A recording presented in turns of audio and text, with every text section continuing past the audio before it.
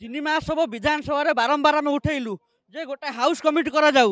House କମିଟିରେ ବିଧାୟକ ରହିବେ, ସର୍ବଦଳୀୟ ବିଧାୟକ ରହିବେ। ଏମାନେ ରହିଲା ପରେ ଏଠି ଅଫିସରମାନଙ୍କ ଡର ରହିବ।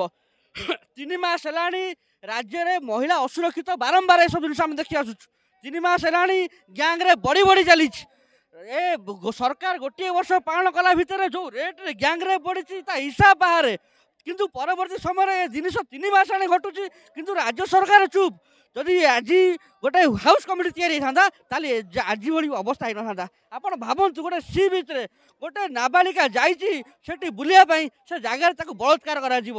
ଏବଂ ଆପଣ ଦେଖିବେ କାଲି ହରିଚନ୍ଦନପୁରରେ ପୁଣି ଆଉ ଗୋଟେ ବଳାତ୍କାର। ମୁଖ୍ୟମନ୍ତ୍ରୀ ନିଜ ଜିଲ୍ଲାରେ ବଳାତ୍କାର, ରାତି ପାଇଲେ ବଳାତ୍କାର, ରାସ୍ତା ଉପରକୁ ଆସିଲେ ବଳାତ୍କାର, ବଳାତ୍କାର ବଳାତ୍କାର ବଳାତ୍କାର। ରାଜ୍ୟରେ କ'ଣ ଚାଲିଛି କି? ଖାଲି ରାତି ପାଇଲେ ଆମେ ଖବରକାଗଜ ପଢ଼ିବୁ ବଳାତ୍କାର। ଏଇ ଶାସନ ଦେଖିବା ପାଇଁ ଗୋଟେ ଡବଲ ଇଞ୍ଜିନ୍ ସରକାର ତିଆରି ହେଇଥିଲା। ଡବଲ ଇଞ୍ଜିନ୍ର ମାନେ ହେଉଛି ଡବଲ ବଳାତ୍କାର। ଏଇ ଅବସ୍ଥା ଆଜି ପହଞ୍ଚି ସାରିଲାଣି ମୋହନ ମାଝି। ଏଠି ରାତି ପାଇଲେ ଆପଣଙ୍କ ନରେନ୍ଦ୍ର ମୋଦି ଆସିବେ। ଏଠି ନରେନ୍ଦ୍ର ମୋଦିକୁ ଲୋକ ପ୍ରଶ୍ନ ପଚାରିବେ ଯେ ଆଜ୍ଞା ହରିଚନ୍ଦନପୁରରେ କ'ଣ ହେଲା। ନରେନ୍ଦ୍ର ମୋଦିକୁ ଲୋକ ପ୍ରଶ୍ନ ପଚାରିବେ ଯେ ଆପଣଙ୍କର ଗୋପାଳପୁର ବେଳାଭୂମିରେ ଗୋଟେ ସାଧାରଣ ନିରୀହ ନାବାଳିକାରେ ଯାଇଥିଲା ବୁଲିବା ପାଇଁ। ଆପଣ କ'ଣ ଡବଲ ଇଞ୍ଜିନ୍ ସରକାର ଆପଣ କାମ କରୁଛି ଯେ ଏଠି ସେ ଝିଅଟାକୁ ବଳାତ୍କାର କରିଦେଲେ। ଇଏ ହେଉଛି ଅବସ୍ଥା ଆଜି ରାଜ୍ୟ ସରକାରଙ୍କର।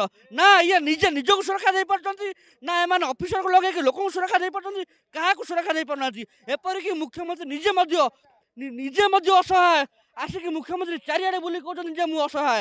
ଏଭଳି ଅସହାୟ ସରକାର, ଅସହାୟ ଲୋକ, ଅସହାୟ ଓଡ଼ିଶା ନା କେବେ 70 ବର୍ଷ ହେବ ଓଡ଼ିଶା ଦେଖିଥିଲା, ନା ଆମେ ଆଜି ଦେଖୁଛୁ। ଏ ଅବସ୍ଥାରେ କେମିତି ମୋହନ ମାଝି ଯାଇକି କାଲି କାର୍ଯ୍ୟକ୍ରମ କରିବେ, ଆକୁ ମଧ୍ୟ ଲୋକ ପ୍ରଶ୍ନ ପଚାରୁଛନ୍ତି। ଏ ସବୁକୁ ନେଇକି ଆମେ ଆସିଥିଲୁ ଯେ ମୋହନ ମାଝି ସାଙ୍ଗରେ 2 ମିନିଟ୍ କଥା ହେବୁ, ତାଙ୍କୁ ପଚାରିବୁ, ସେ ଉତ୍ତର ଦେବେ। ଏଠି ମୋହନ ମାଝି ତାଙ୍କ ଟିମ୍ ଲଗାଇ ଦେଇଛନ୍ତି, 2ଟା ଜାଗାରେ ଘର କରି ରହୁଛନ୍ତି। ଏଠିକି ଆଇଲେ ସେ ଘରକୁ ଯିବେ, ସେପଟ ଘରକୁ ଗଲେ ଏ ଘରକୁ ଆସିବେ। କ'ଣ ଖେଳ ଚାଲିଛି ରାଜ୍ୟରେ କ'ଣ ତାମସା ଚାଲିଛି? ସାରା ଓଡ଼ିଶାଙ୍କ ମନରେ, ସାରା ଓଡ଼ିଶାବାସୀ ଏ ଜିନିଷ ପଚାରୁଛନ୍ତି ଯେ ରାଜ୍ୟରେ ଚାଲିଛି କ'ଣ। ଆରେ ଯୋଜନା ବର୍ଷ ହେବ ତ ନିଜେ ନିଜକୁ ଆଗେ ସୁରକ୍ଷା ଦେଇପାରୁନାହାନ୍ତି।